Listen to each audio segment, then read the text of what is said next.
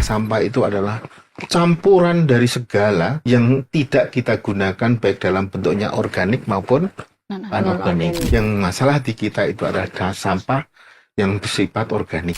Sampah hasil kotoran maupun sampah hasil sisa makanan sapi dibuat timbunan untuk pembuatan kompos. Makanya menjadi salah satu sumber pendapatan kalau ini bisa dilakukan oleh BUMDes.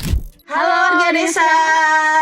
Ketemu lagi dengan saya Barana Navika. Saya Vivi Stianti Di Pos Depan, Podcast Desa Terdepan. Terima kasih warga desa atas antusiasmenya. Warga desa, izin saya perkenalkan dulu sedikit. Ini adalah warga desa baru kita di Pos Depan. Namanya tadi siapa? Vivi Stianti. Ya, dan nanti Vivi akan mudah-mudahan akan selalu ada bersama kita sampai di akhir dunia. Insyaallah. Agak lupa ya. Vivi gimana? Sehat? Alhamdulillah sehat. Bareng gimana? Sehat. Alhamdulillah. Saking sehatnya aku tuh kemarin sering banget ngeliatin berita yang lagi viral itu tentang MBG. Kenapa tuh, Mbak? Iya, jadi ternyata tuh MBG tuh ada ini ya, ada pembagiannya untuk anak-anak dan juga ibu hamil. Ya, itu betul. setiap harinya kan gitu. Dan kemarin itu aku sempat mikir kayak mereka kan tiap hari dapat makan, pasti kan ada dapur yang memproduksi dan itu pasti ada produksi sampah juga. Iya, betul. Kayak gitu sih. Iya. Bu. Jadi kan ada namanya SPPG ya, Mbak ya. SPPG itu Iya. dia memproduksi dalam sepekan itu 5 hari untuk anak-anak sekolah yang kita tahu banyak gitu Iya, ya. ribuan, juga ya. puluhan ribu malah. Iya, betul. Iya juga ya. Terus Iya. diapain Sampahnya ya? Iya, gimana sampah. ya? Orang kita sendiri aja ya di rumah itu sehari aja bisa satu plastik. Iya, itu minimal satu plastik gitu. Gimana ini kalau MBG ya? Iya. Tapi tenang,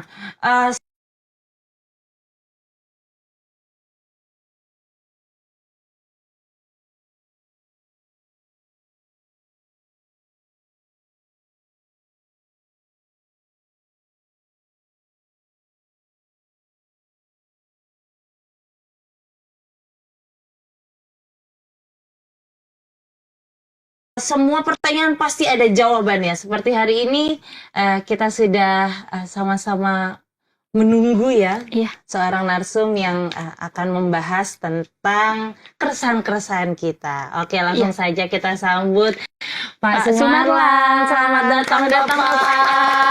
Terima kasih banyak Pak Sumarlan adalah Direktur Penyelesaian Pembangunan Daerah Khusus Kementerian Desa dan Pembangunan Daerah Tertinggal. Betul Pak? Betul? Alhamdulillah lulus. Agak deg-degan ini saya Pak.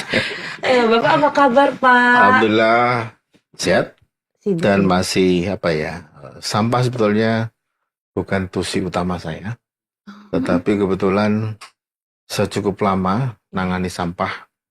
Semenjak belum ke sini, saya sudah membuat satu jabatan fungsional penyuluh sampah, penyuluh lingkungan. Tusi utamanya adalah di dalam menyelesaikan sampah di desa dan di sekitar daerah-daerah tertinggal. Di daerah-daerah yang ada hutan sosial, perhutanan sosial.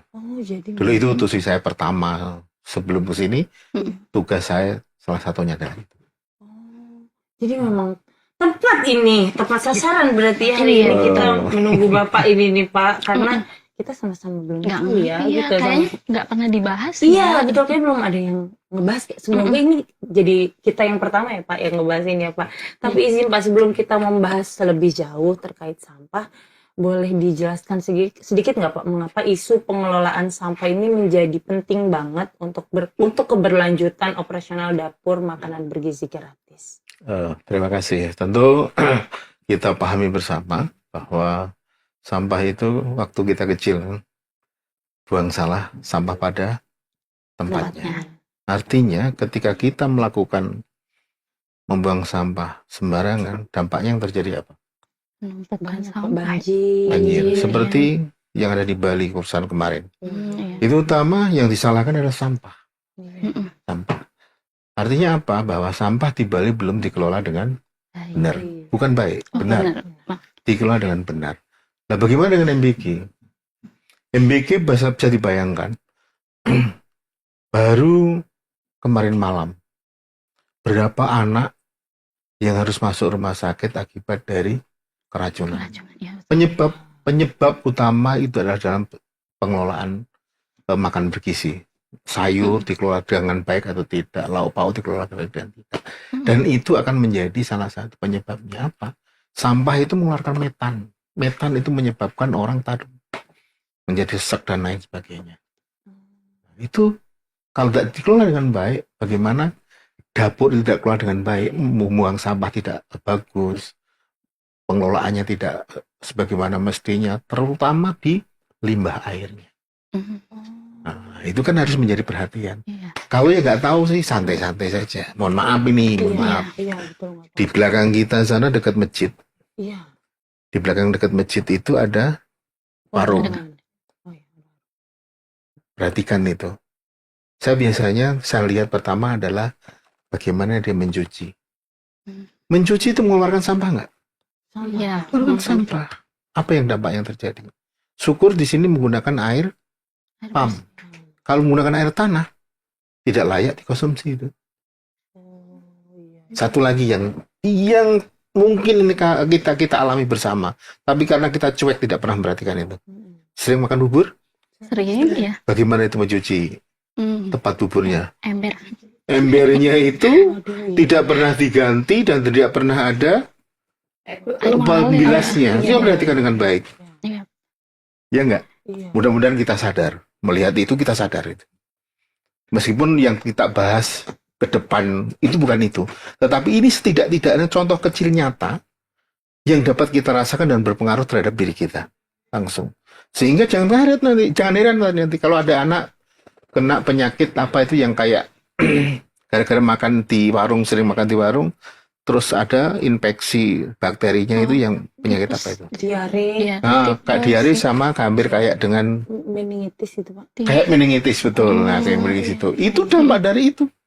Dampak sampah tidak bersih ketika mencuci itu secara nyata dapat kita rasakan. Yang punya anak kecil atau baru punya anak sekolah. Nah, itu harus menjadi perhatian.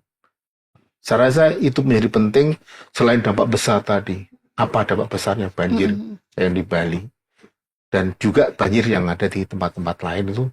Kalau kita lihat, yang ada saya tinggal di Bogor, kali-kali di Bogor itu sebagai sarana pembuangan sampah yang sangat luas dan elegan itu.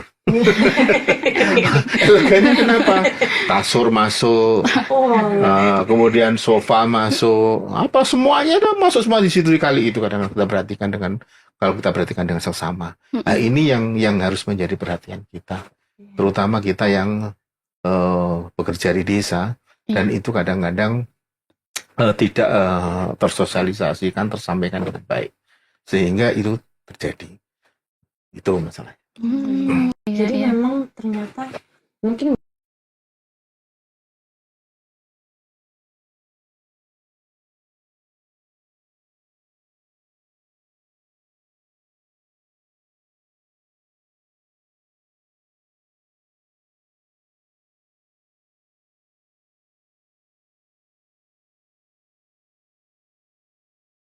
banyak yang belum, kata Bapak tadi mungkin belum sadar ya Pak ya. Bisa dibilang sampah itu sebenarnya kecil ya Pak ya, tapi ternyata dampaknya itu sangat besar dari mulai kesehatan diri sendiri sampai ke lingkungan itu.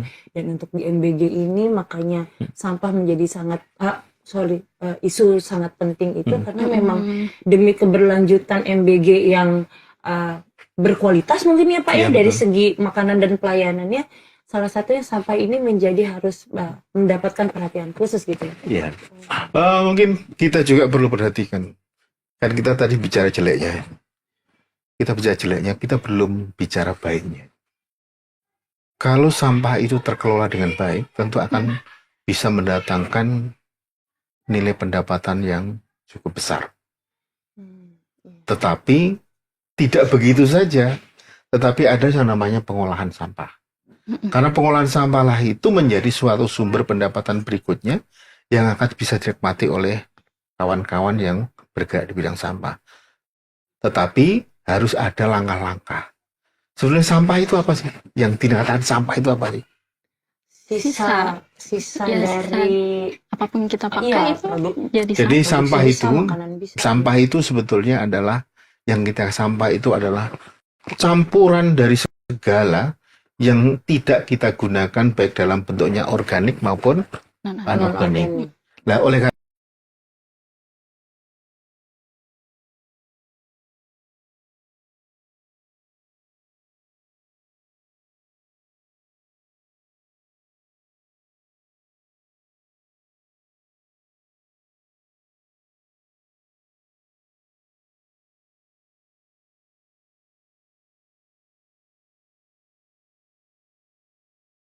karena itu, sampah itu harus dipilah.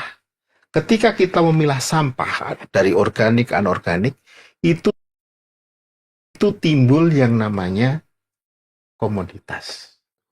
Komoditas itu apa? Komoditas itu macam-macam jenis sampah yang ada. Pernah dengar sampah kertas? Ya. Pernah menghasilkan kapas tangan? Iya, sering itu. Sampah plastik. Sering kan? Minumannya kan pakai itu. Iya, botol. Nah, botol-botol itu sampah juga. Iya. Kemudian rongsok. Tahu rongsok? Tahu ya. Dan di rumah kalian menghasilkan sampah juga. Iya, Apa itu? Goreng minyak Iya. jelantah Jelantah, betul. dan seterusnya. Dan kalau di desa ada lagi, biasanya orang desa itu kan untuk menambah pendapatan, dia memelihara ternak, Iya. mengeluarkan sampah juga. Jadi sampah yang anorganik, plastik, kertas, rongsok, kemudian minyak, itu laku. Tapi harus dipisah dulu semua itu, dipisah. Kalau sudah dipisah, namanya bukan sampah. Komoditi tadi. Komoditi kertas, Iya. komoditi plastik, Iya. komoditi rongsok, komoditi jelantah, komoditi oli, komoditi macam-macam. Oli, kertas, jelantah, semua ini ada harganya tanpa diolah. Karena kita tinggal di Jawa, Iya. itu sangat terasa. Tetapi kalau kita tinggal di luar Jawa itu misalkan kalau di Bali masih terasa, di NTT, kemudian di Ambon, kemudian di daerah yang masih jarang penduduknya, itu tidak terasa karena harganya kalau dibawa ke Jawa terlalu mahal ongkos angkutnya. Tetapi kalau di Jawa, dari Jawa Timur sampai Banten, itu semua akan terasa sekali. 1 kilo kertas itu harganya 6.000, 4.000 sampai 6.000. 4.000 yang bagaimana? 4.000 yang kertasnya kayak kertas koran. 6.000 yang bagaimana? 6.000-nya kayak yang putih-putih, HPS. kardus, HPS putih itu. Itu harganya segitu. Nah, kemudian plastiknya yang bagaimana? Plastiknya yang botol-botol begini agak tebal, harganya di atas 5.000. Yang biasa-biasa itu harganya 4.000. Itu per kilo. Jadi cuan ya Pak ya? Jadi cuman, jadi orang benar. kaya. Sekarang perhatikan dengan baik. Mengapa orang Madura itu lebih suka memilih menjadi Pengusaha rongsok. pengusaha rongsok, pengepul sampah? Karena Karena cuannya ekonominya. gede. Iya, betul. Harganya dia beli apa? Harganya dia beli hanya 1.000 per kilo. 1.500 untuk rongsok. Kalau kertas itu paling 1.500, 2.000. Kecil kan? Iya. Harganya untungnya hampir 200% Iya. setiap kilonya. Dia hanya ongkang-ongkang di rumah, orang datang tiap hari, Iya. berapa betul, biji, berapa puluh orang yang datang menjual hasil rongsokan, hasil pungutannya dia per hari. Bayangkan itu. betul. Iya. Iya. Nah, lihat ini, saya kebetulan tinggal di Kalisari gitu ya. Iya. Sepanjang rongsok keliling sampai ke danau sana itu, rongsoknya banyak sekali. Ada rongsok yang memang rongsok, ada yang kumpul kertas, ada yang kumpul plastik, ada yang kumpul rongsok. Oh, di spesialisasi sendiri tuh ya Itu Pak sendiri. ya? Nah, itu sudah ada itu di Kalisari. Nah, itu terlihat sekali. Nah, kalau kita belum tahu, wah kerja kok begini. Tapi nggak tahu itu duitnya banyak. Iya. Kalau kita gaji pegawai negeri tidak seberapa. Terus terang aja. Iya, iya. Iya. Terbukti dari kalau toko Madura Pak, emasnya banyak benar tuh Pak. Makanya kelihatan, Iya, betul. udah begini. Yang ibu-ibunya itu Iya. kelihatan sekali. Iya. Kalau kita memang mendalami tentang bagaimana sampah itu dikelola dengan baik, Iya. itu. Dan mereka rata-rata ya, itu hanya mengumpulkan sampah anorganik. Anorganik. Yang menjadi Iya, iya. masalah di kita itu apa? Yang masalah di kita itu adalah sampah yang bersifat organik. Sampah apa? Rumah tangga. Bayangkan, bisa buka ya? Iya. Rumah tangga itu biasanya kalau ini kan bau. Iya. Iya. Bau mengeluarkan belatung. Tahu belatung? Iya. Tahu. Bau bukan belatung, terus lindinya. Lindi itu air. Bayangkan kalau kecipratan, ketotosan aja kan kalian marah-marah. Iya. Kalau jalan mobil truk sampah itu kita lewat, Iya, iya. kita di belakangnya, kalau pas jalan ketetesan marah karena bau. Karena bau. Karena apa? Sisa-sisa kayak kita ini. Coba kamu nggak mandi. Siapa yang Mau dikubur? Iya. Dikubur yang tidak bau, yang ada kan hanya satu atau dua. Iya. Yang jasadnya tidak bisa hancur. Bau. Nah, itu. Ya, yang Islam loh ya, yang nggak Islam ya nggak usah. Iya. Ya, itu seperti itu. Itu menyadarkan bahwa yang kita makan maupun sumber makan kita adalah sumber bau-bauan tadi itu. Iya. Nah itu harus dikelola. Ini yang tidak dikelola. Apakah yang tidak dikelola hanya di kota, di desa, atau di mana? Yang paling banyak tidak dikelola itu adalah yang di pinggiran kota. Kalau di desa, saya ini orang kampung. Jadi saya bisa sekolah, saya bisa kuliah. Itu orang tua saya mewajibkan saya untuk memelihara sapi. Beternak. Itu menghasilkan sampah. Sampah hasil kotoran maupun sampah hasil sisa makanan sapi. Diapakan di sana kalau di desa? Di desa itu namanya dibuat timbunan untuk pembuatan kompos. Sehingga sampah di desa itu otomatis biasanya kalau yang punya itu sudah terkelola dengan baik di masing-masing keluarga. Masing-masing keluarga. Jadi perhatikan baik-baik. Dari yang terkecil. Hal yang kita bisa lihat sekarang kalau nanti seandainya jalan-jalan ke Provinsi Banten, ke kota maupun Kabupaten Serang, di sana sampah dikelola di tingkat RT. RT tapi masih sampah anorganiknya. Dikelola di tingkat RT dan mereka membuat namanya unit bank sampah. Unit bank sampah. Jadi mereka mengumpulkan itu, ditampung di rumah Pak RT, ditampung di pos keamanan, ditampung di tanah pasum, kemudian nanti per minggu diambil oleh bank pusat, bank sampah pusat, induk bank sampah mereka. Lucu ini di sana. Di Serang ini ya, Serang yang menjadi case study-nya di Serang. Induk bank pusatnya siapa? Induk bank pusatnya siapa? Itu yang memiliki adalah Polda Banten. Polda, polisi malah. Bukan dinas lingkungan hidup, bukan desa mana begitu, bukan. Malah yang memiliki adalah Polda Banten. Jadi dikelola oleh satu Babinsa yang mulai khusus tadi. Beliau membuat dua sudah, organik maupun anorganik. Organiknya beliau jadikan kompos, jadikan makanan ternak, makanan ikan dan seterusnya. Maksud saya, seandainya kawan-kawan di desa, BUMDes, bisa meniru contoh yang dilakukan oleh Polda Banten ini, kan akan timbul penghasilan berikutnya dari yang orang hindari yang namanya sampah tadi, menjadi pendapatan-pendapatan baru. Mulai dari anorganiknya, plastik, kertas, kemudian rongsok, kemudian jelantah, kemudian oli dan lain-lain. Seandainya membentuk komunitas dalam desa tersebut, misalkan 3-4 desa jadi satu. Ya. Sebenarnya saya tinggal di Bogor, saya tinggal di desa Ciomas, di situ ada penampung. Kalau lihat orangnya, tidak pernah mandi. Duitnya banyak sekali. Dari situ saja. Ya, kebetulan tinggalnya di sebelah perumahan saya, begitu kan. Saya sering nongkrong di situ. Kadang-kadang kalau kita jengkel, kita bakar sebenarnya, karena tadi baunya. Tapi jangan itu, karena itu membersihkan tempat kita oleh Tuhan. Nah itu, model seperti itu. Nah ini, BUMDes tidak jarang sekali, atau bahkan baru satu ingat saya yang mengelola ini ada di Sleman. ada di Sleman. Sleman itu ada yang namanya Sodakoh Sampah di Sleman yang memanfaatkan itu menjadi pupuk kompos maupun pupuk organik ada di sana. Nah ini di sekitaran kita ini belum ada. Ada lagi satu yang di desa saya lupa tapi tetap di Kabupaten Serang itu dikelola juga RT dan yang cukup menarik ini semua yang bergerak di bidang unit bank sampah tadi perempuan semua. Yang dikelola oleh Polda itu 30 itu perempuan semua. Ibu-ibu yang ada di perumahan-perumahan perempuan semua. Ini yang di desa satunya lagi itu yang di Serang itu juga perempuan semua. Mengelola sampai pada kompos, tapi baru satu itu. Jadi komposnya kelihatannya menurut saya masih belum jadi.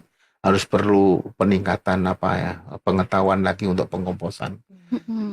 Perlu diketahui bahwa sebetulnya kompos ini kan kalau kita bicara kompos itu kan di pikiran kita mesti untuk tanaman. Iya. Selalu untuk tanaman, padahal tidak. Itu bisa untuk sumber pakan, pembuatan pakan untuk ikan. Lele, kemudian nila, kemudian gurame, Mas Dimas itu yang sering banyak menggunakan itu. Mas Dimas itu yang sering itu. Nah itu sebetulnya yang bisa dikembangkan. Apa yang dibuatnya? Yaitu yang tadi saya bilang. Mas Dimas itu maggot. Maggot itu sumber makan. Maggot itu sumber makan dari sampah organik yang kemudian dibuat maggot sebagai sumber pakan untuk ikan. Dan itu memiliki protein yang tinggi. Nah, berikutnya tentu itu harus menjadi menjadi pembelajaran kawan-kawan yang ada di kawan-kawan di BUMDes. Ini loh usaha yang dikelola yang harus kita kelola untuk menghasilkan itu. Saya sudah sampaikan tadi, per kilo kertas, per kilo plastik, per kilo rongsok itu ada duitnya masing-masing. Berikutnya adalah yang terkait dengan maggot maupun kompos padat lainnya. Kita itu ya, saya menyebutkan kita itu sampai sekarang belum familiar dalam menggunakan pupuk kompos. Jadi petani-petani di kampung sana, di kampung saya, di kampung yang lain, mungkin yang orang kampung, itu belum manfaatkan itu. Mengapa? Mereka masih lebih menggunakan dengan pupuk kimia. Padahal sekarang itu dikembangkan usaha-usaha dari luar, nama nano lah, atau Google lah, apa namanya pupuk-pupuk yang dari luar itu, yang sifatnya adalah penggunaan pupuk organik. Kita itu belum. Hanya kita lihat di mana?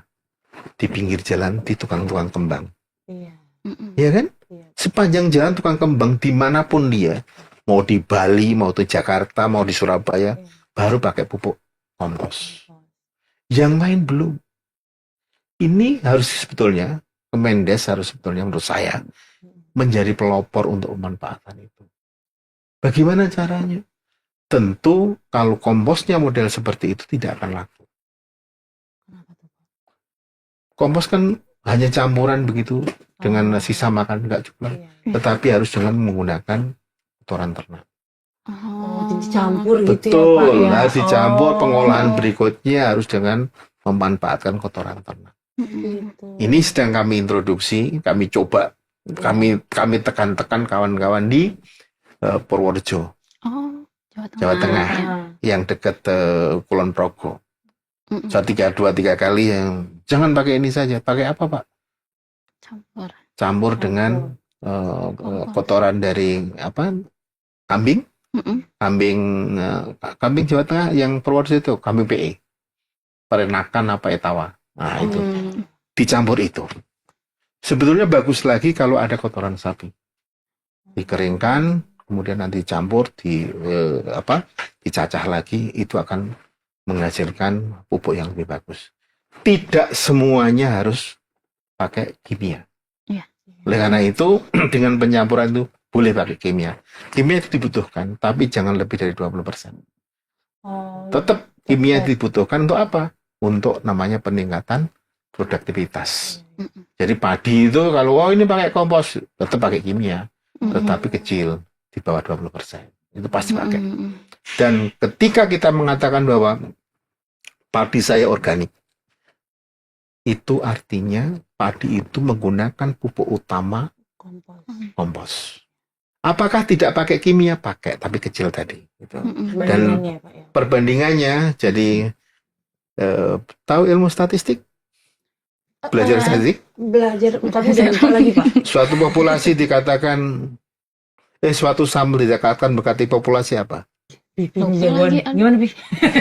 lama nggak belajar statistik. Apa? Apabila terwakilannya, Pak, ya? Bukan, apabila terwakilannya mendekati atau sama dengan 30%. 30%. Artinya apa? Bahwa kita mengatakan bahwa tanaman kita adalah organik ketika pupuknya juga memakai pupuk kompos, tetapi tidak melebihi, tapi pupuk tersebut lebih dari 70%. Iya.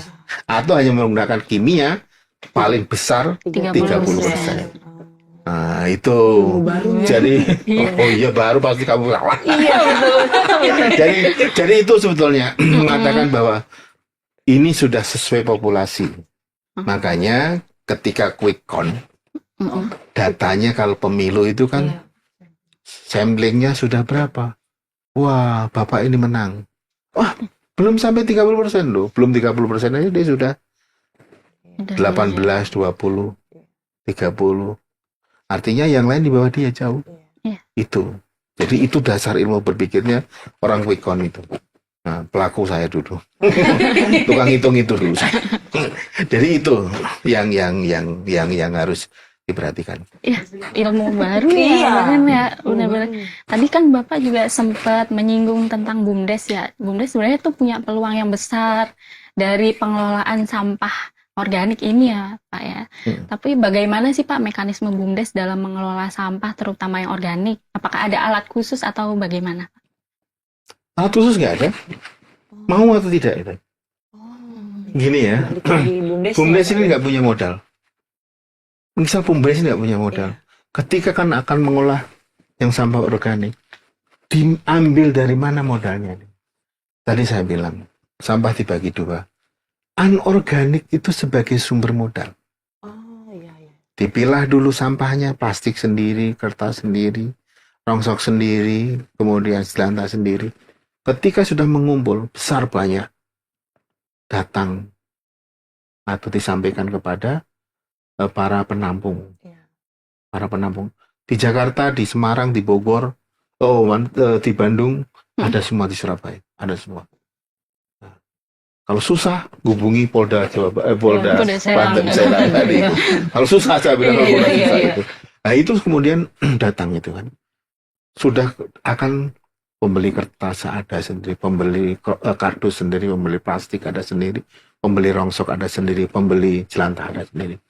Pulang ke sana, dihitung ketemu duitnya. Berikutnya, sampah organik saya masih numpuk. Sampah organik ini mudah. Mudah. Apa? Jadi, kalau sulit, yang penting ada lahan. Tidak perlu banyak-banyak, ada lahan yang bisa untuk menumpuk itu, punya terpal, ditutup, nanti tambah M2, ditambah mol. Mol itu, kalau nggak mol, yang untuk perangsang mikroba untuk bakteri. Oh, Pikir itu mau lengkap belanja, Pak. Bukan beda. mau belanja. Jadi situ Beda ya. Oh, ada lagi. ada. mol namanya. Itu dibeli, itu murah. Beli di toko-toko pertanian, ada semua biasanya. Nanti itu disiram, itu akan menjadi difermentasi, bahan fermentasi, ditumpuk akan menjadi pupuk nantinya. Nah, bagaimana caranya? Itu ditutup semua, kemudian dibalik tiap hari. Cara mengukurnya apa? Kalau nggak punya termometer ya, Iya. itu cukup dimasukkan tangan kita ke dalam situ. Kalau sudah hangat-hangat tangan, ditarik, itu dari sudah mulai proses. Nanti dibalik lagi. Terus tiap hari sampai kurang lebih, Diaduk gitu ya, Pak? betul, kurang lebih 2 minggu atau 15 hari. Nanti siap jadi. Barang itu sudah jadi. Hati-hati ketika nanti membuat itu kan, tadi sekali lagi, kelemahan dari kompos kita itu kurang memperhatikan yang dari kotoran, tambahan kotoran ternak tadi. Itu harus ditambahkan. Kalau orang nggak suka orang nggak dari kampung kan, wah ini jijik dan lain sebagainya. Oleh karena itu perlu hati-hati, harus pakai skop dan lain-lain. Iya. Nah itulah berikutnya. Kalau nggak ada itu, ada juga pernah yang namanya biopori, dengar? Oh iya pernah. Biopori kan lubang masuk ke dalam. Iya. Nah itu kan banyak tong-tong biru hijau-hijau itu, Iya. pakai itu. Ditanam. Nggak usah ditanam, Oh, di nggak atas aja. Yang penting kan ini ketutup, nanti ditutup di lubang kan Iya. gitu kan. Nah itu bisa untuk pembuatan kompos. Yang seperti itu kan normatif. Kalau saya melakukan itu tahun 2002-2004 di Pondok Cabe. Saya dari kehutanan, di situ menteri saya dulu, Iya. Pak Jamaluddin, melopori membuat pupuk kompos di lingkungan perumahannya beliau. Kami yang kerja itu. Saya kuliah, kerja di situ juga. Kuliah sambil. Sambil kerja itu. Bapak Kuliah ambil S2. S2, ambil sekolah S2, belajar tentang itu di situ. Nah, disitulah proses yang kemudian dibagikan kepada masyarakat anggota perumahan itu. Ya betul. Tidak hanya itu, ditanami cabai, ditanami terong, ditanami lombok, tomat. Nah iya. itu semua diberi 2, 3 per keluarga itu. Menjadi kalau sekarang namanya ketahanan pangan. Iya. Nah, makanya menjadi salah satu sumber pendapatan kalau ini bisa dilakukan oleh BUMDes.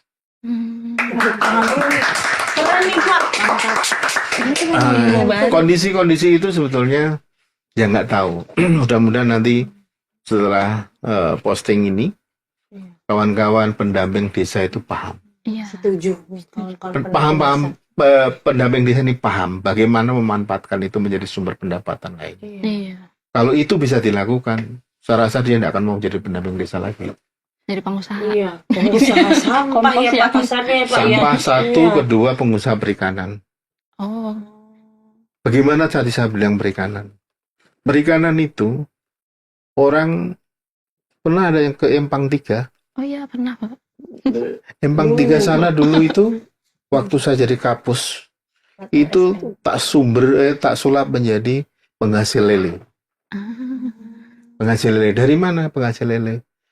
Dari sampah-sampah pasar yang di atas itu tak rebus dari bahan makanan sama, mohon maaf ini, kotorannya BPL Jakarta punya sapi itu. Iya. Dulu sapi kotorannya itu saya ambil 10 karung besar saya bawa ke sana. Saya jadikan pakan lele itu. Dari lele kami ada hampir 10 kilo itu ada kurang lebih 15 sampai 20 ekor. Satu lele dibeli sama orang pasar di pasar Minggu sana 250.000 satu ekor. Satu ekor. Karena gede-gede dijadikan lele. Rebut bibit lagi Pak ya. Dijadikan lele induk. Dijadikan indukan. Betul, dijadikan lele indukan. Nah itu makanya sekali lagi, kalau pendamping paham ini, nggak akan mau jadi pendamping dia. Iya. Nah, karena itu sampah yang organik, selain tadi jadi maggot, itu adalah menjadi dasar makanan dasar pada ikan-ikan yang kita pelihara. Lele, nila, gurame, Iya. atau mujair itu menjadi itu. Jangan makanan ikan yang mahal-mahal. Arwana, salmon, gak laku nanti. Iya betul. Ada yang tadi itu. Dan makanan yang saya sebut lele ikan-ikan itu adalah lele yang dimakan setiap hari oleh kita kan. Pecel lele, gurame, ya itu semua kan itu. Iya. Kalau kita paham dan punya lahan ya, lahan itu akan menjadi itu. Saya tidak tahu ini tinggal di mana bapak ini yang menyulap dia dari seorang direktur di satu bank. Dia keluar karena depan rumah ibunya itu kotor, dalam bentuk kali gitu ya, kali yang mengalir, akhirnya disulap sama beliau menjadi kolam. Kolam yang beliau modalin kurang lebih 15 juta, tapi setelah itu mulai kelihatan hasil, 15 juta itu sebulan atau 2 bulan didapatkan dari situ. Balik modal lagi Pak. Bukan balik lagi, bahkan menjadi berapa untung kali lipat. berlipat-lipat dari situ. Coba. Nah, ini sebetulnya yang kalau punya lahan, kalau punya lahan. Kalau tinggal kayak saya tidak akan punya lahan di perumahan. Kan nggak ada. Sama. Dari perumahan. Dan maksud saya itulah menjadi satu ladang baru karena kan kita BUMDes. BUMDes itu otomatis dia berada di desa. Iya. Kalau di desa otomatis lahannya masih cukup luas. Masih banyak ya, Pak. Desa yang kecil hanya desa yang ada di Bogor, pinggiran kota. Iya. Yang menjadi masalah itu adalah pinggiran kota. Iya. Kalau di desa tadi nggak ada masalah. Kalau di kota begini, coba lihat bayangkan di kota, kecuali Bandung. Tapi Bandung bermasalah utama sampah kan? Iya, Pak. Caringin baru dibersihkan, masalah lagi sekarang. Iya, yang lu gajah juga itu. Ya kan itu udah masalah nggak lagi rampung. dia. Tadi kenapa? Berikutnya yang menjadi sentuhan utama adalah apa? Perilaku. Laku. Oh, betul. Perilaku. Apa kamu nyalahkan gubernurnya lagi? Nggak bisa. Gubernurnya sudah beresin seperti itu semua. Iya. Nah, saya tinggal juga di Bandung. Atas saya dulu sampahnya banyak, sekarang udah bersih. Sejak ini, itu maksud saya. Itu tidak terkelola dengan baik, itu di mana? Di pinggiran kota. Kenapa pinggiran kota itu satu, dia hidupnya metropolitan, buangnya ke tidak metropolitan. Iya, Nah, ini Perilakunya yang menjadi perilaku, metropolitan, ya Pak. itu yang menjadi masalah. Iya. Sama juga kita kan. Kita ini dari desa, dari kampung, kalau saya memang dari kampung terus. Tidak hanya ke kota, saya baru sebentar. Kemudian tidak dibawa itu. Tidak dibawa. Sampai kota kaget. Pernah dengar? Kalau lebaran, Iya. orang yang ngecek ke sana kemari, mohon maaf ini ya, Iya. salah satu case saja. Iya. Ketika pulang, bukan bawa ojeknya kan? Sewa mobil. Iya. Sampai kampung sana, Iya. wah hebat punya Iya. mobil. Padahal sewa. Iya. Yang sarankan dia. Iya, betul. Kalau tidak, DP mobil hanya sebentar, 3-4 bulan ditarik. Iya. Nah, leasing seperti itu. Nah, itu artinya bahwa ini sama juga di pengelolaan sampah. Maka padahal sampah itu tadi, jangan lihat kotornya. Kalau sudah tahu hasilnya, tidak lihat itu. Muka nomor 2, yang penting dompet tebal. Iya. Mantap. Keren tuh. Oh gitu ya. Bukan nomor 2 yang penting dompet tebal. Jadi sebenarnya balik lagi ya Pak ya, di BUMDes tuh mau atau enggaknya gitu ya Pak. Ya. Jika ada satu hal aja yang menurut Bapak harus segera dilakukan sama BUMDes untuk mewujudkan program ini, itu apa Pak? Satu hal aja. Satu hal. Harusnya BUMDes nih lakuin pertama tuh ini gitu. Saya rasa semua itu akan dapat terimplementasi dengan baik. Kita itu bangsa yang peniru. Kita itu bangsa peniru. Ketika ditiru itu ada apa? Ada yang namanya benchmark-nya. Tempat untuk meniru. Cina hebat itu kan memang meniru dia. Mengaplikasikan barang yang sudah jadi, kemudian direplikasi di tempat dia, tetapi dengan penambahan. Iya. Oleh karena itu, kita ini sebagai orang Kemendes harus bisa membuat dulu BUMDes yang mengelola sampah. Kita advokasi, kita bimbing usahanya mulai dari pemilahan, pengangkutan, sampai kepada tadi pembuatan, baik dijual maupun dikelola sendiri, dipakai sendiri. Kita harus punya itu dulu. Pilot project. Ketika itu jadi ada, di mana Pak itu? Oh, di sana Mas. Siapa yang saya hubungi? A, B, C, D, ini nomornya. Telepon dulu. Ini contoh yang dibuat. Nanti cocok. Ketika itu bisa kita wujudkan, insya Allah. Sekali lagi, kita bangsa peniru. Kemudian itu akan ditiru di sana. Dengan success story, betul. Itu nanti akan dikelola dan dilakukan inovasi rekayasa sesuai dengan kemampuannya masing-masing. Kalau tidak ada ya, yang menemukan itu siapa sih? Lampu ini. Thomas Alva Edison. Apakah dulu begini? Enggak Pak. Enggak kan? Iya. Dulu pijar merah gitu aja kan. Iya. Keluar. Akhirnya timbul LED, timbul ini, timbul. Itu salah satu contoh yang bisa kita lihat.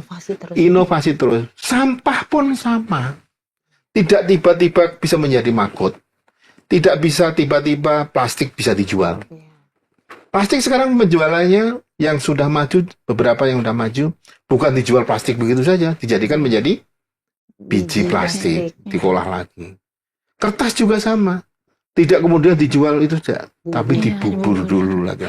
Itu apa? Itu adalah inovasi-inovasi baru yang kemudian menuntut dia untuk mendapatkan hasil yang lebih baik, lebih tinggi. Jadi nilai demand-nya nanti kalau tak jadikan yang lebih tinggi dengan usaha sedikit. Itu sama. Ketika saya melakukan perikanan dengan pakan ikan, pakan ternak yang mahal, Mm-mm. saya harus mencari hal baru. Hal baru apa? Makot keluar. Mm. Nah itu Iya. terus nanti itu berkembang terus. Berikutnya apa? Saya harus berbicara dengan kawan-kawan di Sinar Mas tadi pagi. Bagaimana penjualan itu agar bisa mendatangkan hasil yang lebih baik? Ternyata pakai size ukuran. Apa? Size ukuran. size. Jadi pernah dengar kalau beli lele 7 iya. 7 ekor 1 kilo. 1 kilo isi 7, ada Isi 1 kilo 7, isi 4, 5, isi Iya. 4, isi 3. Iya. Itu yang akan meningkatkan produktivitas hasil. Nah, itu kalau bisa dilakukan oleh tim kawan-kawan BUMDes, Iya. kan keren. Iya. Saya rasa tidak hanya lele, cabai misalkan. Iya. Cabai yang sekilo 5.000 itu kayak apa? Mesti yang jelek-jelek dia. Iya. Tapi yang cabai sekilo 25.000 bagaimana? Mesti agak bagus dia. Iya. Cabai yang sekilo 60.000 bagus dia. Mm-mm. Super. Ukurannya sama, Iya. panjangnya sama, modelnya sama. Nah ini kan harus dibelajarkan kepada mereka. Kawan-kawan BUMDes ketika akan mengelola ini. Itu bisa menjadi suatu siklus yang akan menjadi suatu komunitas atau ekosistem di dalam pengelolaan sampah. Mulai dari jenis sampah Mm-mm. sampai kepada penghasil berikutnya yang terkait dengan air maupun ikan. Mm-mm. Itu yang harus dilakukan. Apakah kawan PDT bisa? Bisa, tapi kan di PDT tidak akan bisa terlihat. Suatu contoh akan terlihat baik. Jenengan dulu pernah lewat jalan nontol nggak? Kemana tuh, Pak? Nonton yang iya. Tinggal di mana? Bekasi, Pak. Wah, salah. Siang Jawa Tengah mana? Oh, saya Jawa Tengah, Pak. Mana? Wonosobo.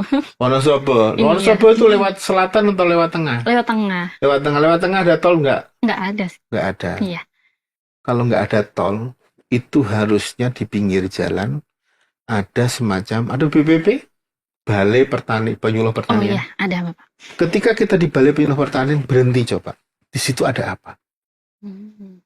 Pasti ada tanaman padi yang bagus, ada kolam ikan yang isinya bagus-bagus, ada ternak ayam, ternak kambing yang bagus-bagus.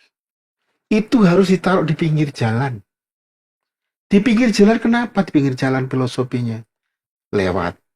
Kalau ada baju bagus, Mm-mm. dengan berhenti nggak? Iya. Berhenti. Berusaha untuk melihat, Iya. berusaha untuk memegang. Iya. Waduh, duit kok kurang ya. Iya. Nanti kalau setelah Gajian. Uangnya. kalau nanti setelah tunkin naik, Iya. bisa beli ini. Sama petani itu sama. Begitu lihat tanaman itu bagus, kambing bagus, ikan bagus, dan lain-lain, dia akan berhenti. Iya. Ini aku harus ikut ini. Itu orang Jawa, saya tidak tahu orang Sumatera. Tapi kelihatannya begitu juga. Saya pernah di Sumatera 7 tahun. Itu sama. Jadi colok moto itu, kalau itunya, kalau orang Jawa colok moto. Ikat mata kali ya, Pak, Iya, ya. jadi memanjakan mata ke sana itu dengan contoh-contoh benchmark sukses story di situ yang bisa langsung kita nikmati. Mm-mm. Nah ini harus dilakukan. Untuk apa? Untuk orang agar mau meniru. Iya. Kan itu. Memang buat pesawat tempur kan yang bisa bukan orang Cina, Mm-mm. orang Amerika, Iya. orang Inggris, orang Iran. Coba. Kan itu ditiru. Mm-mm. Ada dulu barangnya disimpan, dipelajari, diciptakan. ATM itu ya, Pak, ya. Ya betul. Maksud saya itu. Jadi ini Mm-mm. dasar bagaimana kita nanti Kementerian Desa. Tidak saya sendiri saya kawan-kawan sekalian wajib mengembangkan ilmu itu. Mm-mm. Sarankan kepada kawannya, bosnya, dan lain-lain sampaikan. Ini loh, kalau kita itu mau dilihat orang. Tapi kalau kita tidak hanya begini-begini saja ya, bisnis as usual. Karena kita tidak mulai hasil, story nggak ada. Nah itu menjadi penting. Demikian juga di sampah. Kalau mau, makanya saya bilang saya lagi, harus ada tempat aplikasi. Tempat aplikasi itu apa? Tempat untuk menerapkan hasilnya. Sekali lagi, di Indonesia ini orang menerapkan pupuk kompos sangat sedikit. Hanya di pinggir jalan yang jualan kembang. Yang lain nggak ada. Nah itu harus dibuat. Dibuatnya di mana? Di tempat-tempat, di desa-desa, di tempat colok motor, dipalkan itu sehingga nanti orang meniru. Nah ini yang harus kita kembangkan. BUMDes kalau bisa melakukan itu, insya Allah, dia tadi tidak usah ribut minta bantuan. Dana desa minta 10%. Nggak ada lagi. Kalau bisa menerapkan itu, ya menerapkan itu dengan baik. Contoh yang saya lihat ini memang butuh orang yang kepemimpinannya bagus gitu, pemahaman itu di Sleman. Di Sleman itu namanya Bambang Suwiryo, tapi sekarang udah profesor ya. Beliau dosen.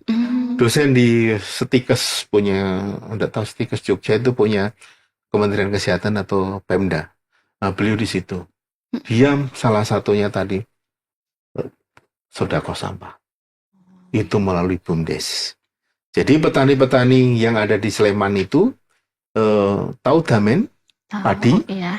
Padi itu, batang padi itu disedekahkan kepada beliau, kemudian dipupuk kompos, dibuat beliau pupuk kompos, kemudian nanti dijual, bukan dijual, dibeli oleh masyarakat sekitar. Itu yang sudah memanfaatkan kompos, yang sudah membuat sampah menjadi kompos itu satunya adalah BUMDes yang ada di Sleman. Yang di sini saya belum lihat.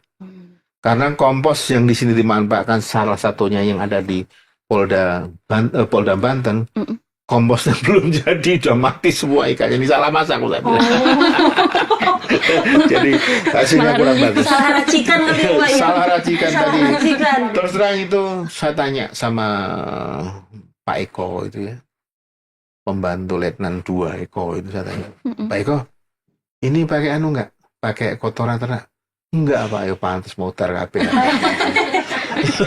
Karena tadi komposisinya tidak pas. Jadi itu mesti harus pakai kotoran ternak. Karena ini ada sapi, ini ada kambing, saya bilang. Jangan pakai itu. Oh gitu Pak, iya Pak, sampai diberki nasi saja kan kenger juga aku. Oh iya benar-benar. Enggak kan, enggak ada zat pengurai, mikroba pengurainya enggak ada. Meskipun sudah pakai mol, kalau tidak ada mikroba pengurai pengungkit, dia tidak akan jadi dengan baik. Butuh waktu. Butuh waktu yang baik. Wah, menarik ya. Keren Mantap Bapak sekali, sepaham Bapak, ini. ya. Iya. Maksudnya dari apa yang namanya sampah yang sederhana itu, tapi efeknya tuh kemana-mana ya Pak ya. Misalnya buat ketahanan pangan, terus ke ekonomi gitu ya. Nah setelah ini tayang mungkin ya, Badan ya, itu kan pasti banyak nih yang kepikiran juga nih Bapak ya dari pengelola BUMDes. Nah gimana nih Pak, pesan bagi pengurus BUMDes di Indonesia yang ingin menerapkan praktik pengolahan sampah? Saya berpesan ya kawan-kawan pengurus BUMDes. BUMDes jangan selalu mengandalkan bantuan. Sekali lagi, BUMDes jangan selalu mengandalkan bantuan. Bantuan itu adalah semacam trigger saja. Yang Anda cari berikutnya adalah tempat aplikasi. Aplikasi itu tempat untuk mengimplementasikan apa yang Anda pikirkan, yang ada di desa itu. Kalau nanti yang dikelola sampah, itu harus ada lahan. Lahan untuk mengaplikasikan hasil di situ. Dengan di situ, Anda akan mendapatkan hasil yang lebih permanen dan konsisten dan bisa ditingkatkan sesuai dengan kemampuannya masing-masing. Tidak menjagakan yang namanya bantuan dari A, B, C, D. Dan Anda tidak tergantung oleh siapa pemimpinnya. Kenapa? Karena Anda punya usaha sendiri. Oleh karena itu, saya berharap BUMDes sudah berpikir ke arah sana. Dengan demikian, dia akan berpikir secara entrepreneur. Tanpa entrepreneur, BUMDes akan business as usual. Terima kasih. Mantap ya. Keren loh Pak. Saya Berbobot dari iya berbobot nih daging semua Pak kalau pembicaraan kita di Pak ibaratnya ya Pak ya. Lemak-lemaknya nggak ada daging semua gitu Pak. Jadi kalau boleh saya apa ya, bukan rangkum ya. Saya ada beberapa kata-kata Bapak tuh yang bikin saya kayak wow, keren gitu Pak. Yaitu yang Bapak bilang Bumdes jangan bergantung. Iya. Pertama tuh menurut saya harus mau dulu ya Pak. Ya. Kalau nggak mau ya nggak akan gerak juga ya Pak ya gitu. Harus mau dulu. Setelah itu bener-bener dicari tahu. Sekarang udah banyak mau dari Google mau apa. Kalau misalnya nggak ada biaya kasarnya bisa diikutin yang tadi cara dari Bapak, dipisahin dulu antara yang organik dan non organik. Yang bisa dijual itu yang non organik dulu tuh, yang bisa ke warung-warung Madura tuh, itu bisa dijual itu tuh. Kalau misalnya itu laku dijual, bisa jadi modal awal buat Bumdes ya Pak ya. Setelah itu baru yang yang organiknya yang dikelola gitu. Dan apabila itu sudah dilakukan oleh Bumdes, langkah awal itu sudah dilakukan oleh Bumdes, kesananya itu insya Allah Bumdes bisa jadi Bumdes yang mandiri, punya penghasilan sendiri ya Pak ya, berdikari tanpa harus takut akan pergantian pimpinan apapun dan kebijakan. Keren. Kita Pak setelah ngobrol-ngobrol terkait sampah nih Pak, kita ngobrolin dulu yang santai-santai nih Pak. Ke segmen selanjutnya. Jarum. Apa Pi? Jawab jujur, nafsu. Ini kejutan nih, Bapak belum tahu nih. Bapak belum tahu. Rahasia. Jadi cara mainnya, bukan cara main sih Pak. Nanti kita tanya, ini gosip atau fakta? Nanti Bapak tinggal jawab. Oh ini gosip, ini fakta gitu. Siapa dulu nih? Aku dulu, Pipi dulu. Aku dulu ya. Oke, pertanyaan pertama, gosip atau fakta? Hobi Bapak mengkoleksi tanaman hias. Sebetulnya saya hanya membantu. Jadi yang suka istri saya. Kali satu. Jadi nggak mau harus dibantu nih. karena dulu COVID itu salah satu penyebab itu. Penyebabnya kan COVID tidak kemana-mana. Iya, betul. Tapi yang kerja keras saya ini akhirnya saya yang suka. Sering tahu takerannya Bapak itu. Tanaman saya akhirnya terganti dengan ya kadang-kadang menjengkelkan juga itu. Biasanya saya kan di situ ada tanaman cabai, ada tanaman buah gitu kecil-kecil itu. Akhirnya diganti semua bunga sama dia. Aglonema Bapak. Enggak mahal-mahal. Jangan mahal itu aglonema, putri apa itu, bolong. Itu aja. Kadang-kadang berantem juga itu. Ini hanya 50.000 kata. Saya bilang, ya sudah beli jauh dari duit kamu sendiri aja. Tapi kalau mati jangan salahkan saya ya. Saya bilang saya nggak ngerti itu ngukur dosisnya. Saya bilang gitu kan. Itu kan nanam ini pakai dosis.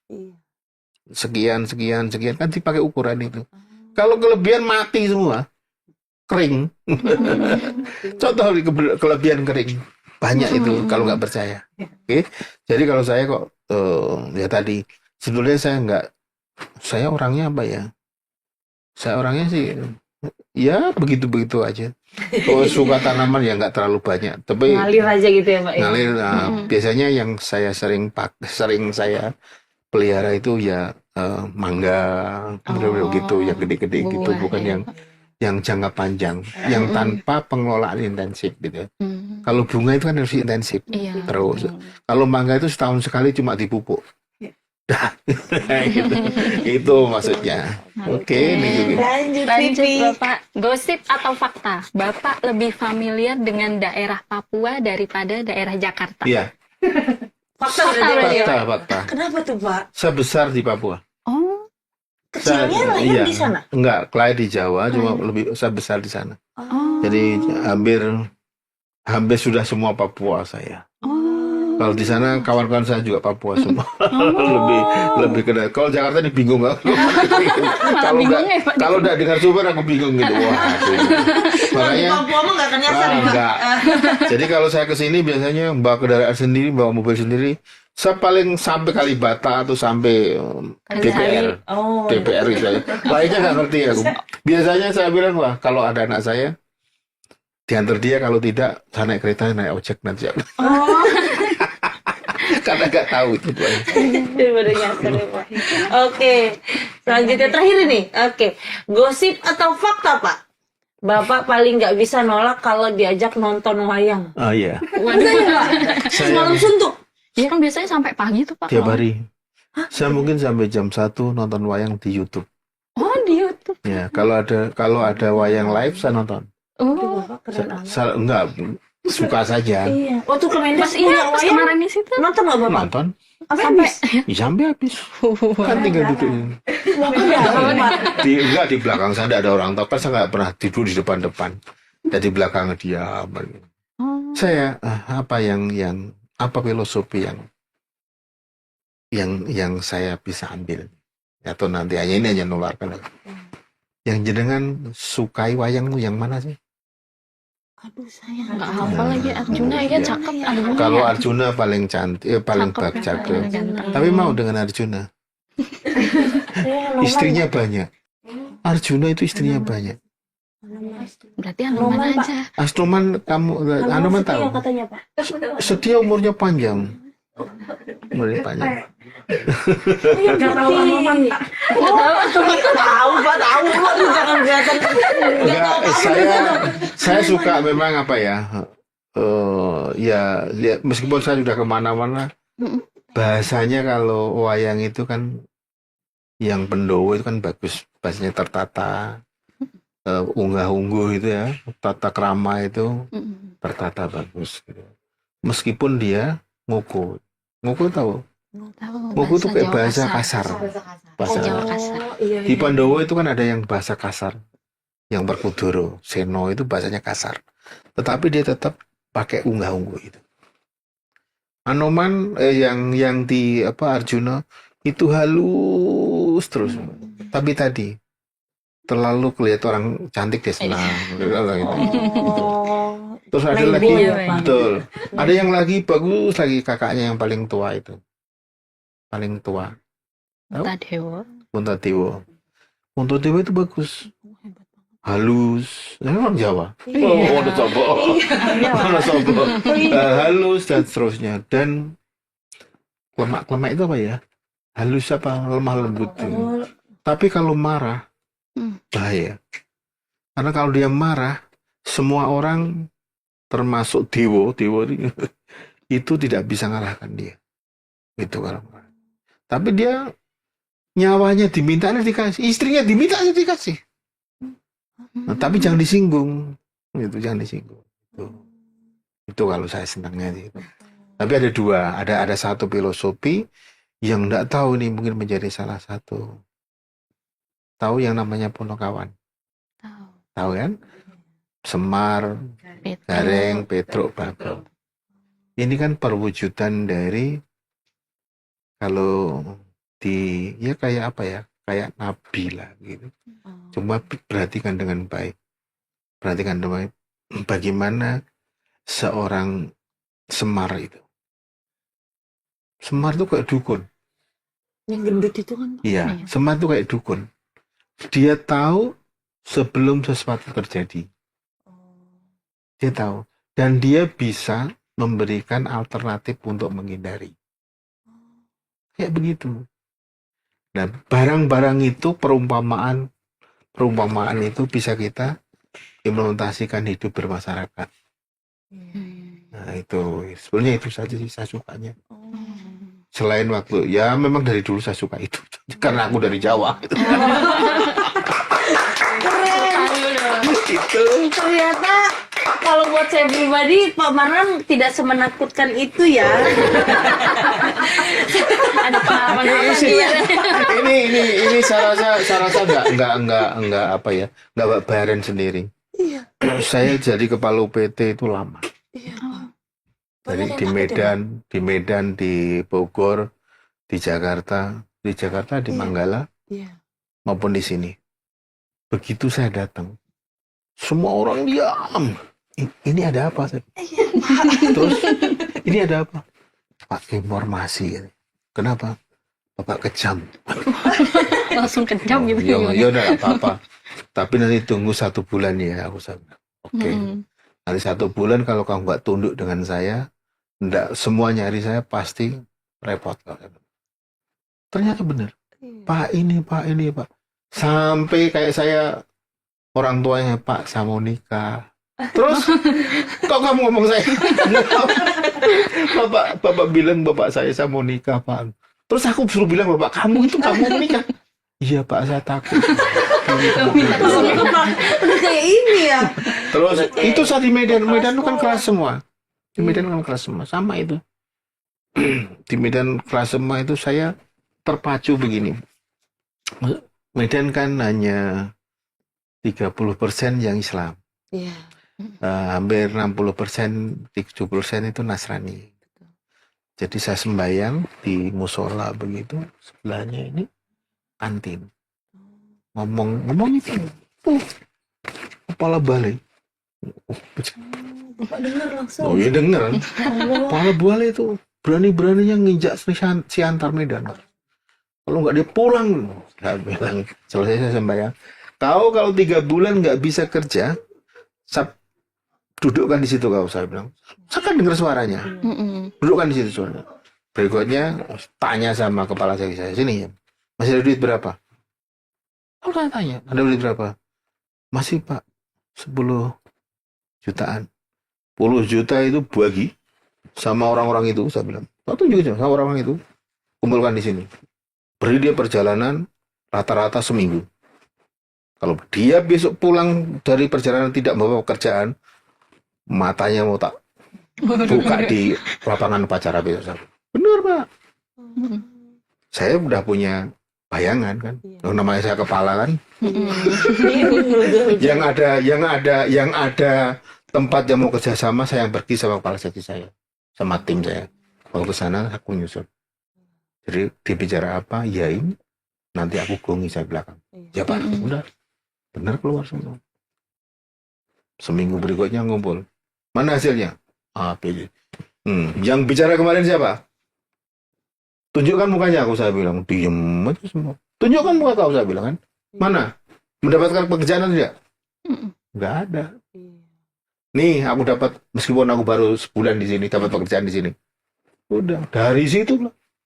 Nggak ada lagi yang berani ke saya. Mama keren banget tuh ya. Ini di Jakarta. Iya. 2017 saya di Jakarta. Sampai Jakarta itu sama nih ruangan saya. Ini sama ruangan Dimas nih. Saya itu sebelahnya kantor gedung saya sebelahnya ini ruangannya dia juga. Saya masuk ke sulpan, diem semua pada nuduh semuanya apa saya bilang ini. Wah, Pak Maran kejam. Begitu seminggu saya hanya memanfaatkan situasi. Saya tanya sebetulnya, direkturnya dulu bagaimana? Kepalanya dulu bagaimana? Ininya bagaimana? Oh, ini setelah aku masuk. Tung. Pertama, mereka ini, Pak, bisa sambil cuti? Bisa. Hitung dulu ya, aku. Hitung dulu. Cuti kamu udah berapa gitu kan? Oh, 1 lolos berikutnya buat. Bono-bono. Akhirnya pada kurang ajar semua itu. ada satu sebetulnya. Ada satu sebetulnya yang selalu saya terapkan dan saya makan di daun, tahu? Lengsean itu. Saya selalu menerapkan itu. Tanya ini Mas Dimas. Oh, sering berarti di sana ya Pak ya? Boleh. Itu kemarin baru selesai juga mereka. Loh, P3K itu kan dapat gaji baru kan? Iya. Buat itu. Pak, ke restoran nggak usah, pakai itu aja. Liwetan gitu ya? Kenapa begitu? Bersama. Kamu jarang kan? Kau makan begitu. Oh, itu makanya banyak. Ini makanya. Biasanya saya nggak makan dia tuh. Ya udah makanya banyak. Itu makanya banyak itu. Jadi itu yang membuat apa ya? Membuat kita menjadi itu tadi. Cuma ya kalau dengan saya biasanya saya dengan pimpinan itu agak keras. Ini yang dari PDT pada tahu. Yang dengan pimpinan saya agak keras dengan sama karena kalau saya kayak begini kan, siapa yang berani beradu yang dulu mangrove, ini sampah. Siapa yang beradu argumen aja? Mm. Sekarang perubahan iklim. Iya. Perubahan iklim, saya paham itu. Mm. Ya kalau beradu aja. Prinsip itu, ilmu itu bagi saya kebenaran. Betul. Ilmu itu kebenaran. Sehingga kalau diinikan, biasanya saya agak keras tadi. Biasanya mesti ya tadi. Ya begitulah. Oke, seru banget ngobrol sama Iya. Bapak nih Pak. Yang ditakuti ya. Iya. Enggak Pak. Enggak Pak. Udah alhamdulillah sekarang sudah tercerahkan Pak. Oke, nggak terasa kita sudah ada di akhir acara pada hari ini. Kami ucapkan terima kasih banyak Terima kepada kasih. Pak Terima Marwan kasih, Pak Marwan. atas kesediaan atau Ilmu. waktunya ya untuk kita terus sharing itu banyak banget tadi Iya. ilmu-ilmunya. Oke, jangan lupa episode ini akan tayang di kanal YouTube apa? BPI Kemendes PDTT. Jangan lupa di like, Komen subscribe, dan share. dan aktifkan lonceng merahnya. Lalu kalau ada Kalau apa? warga desa ada pertanyaan atau mungkin ada ide yang ingin kita bahas ke depan, bisa komen di bawah ya. Iya, misalnya mau bahas apa nih gitu atau mau ngundang Pak Marwan lagi boleh, aman. Oke, akhir kata saya Bernardo Nevika Saya Vivi Stianti. dan Selamat Marlan. ya kami pamit undur diri sampai jumpa di episode selanjutnya. Bye bye.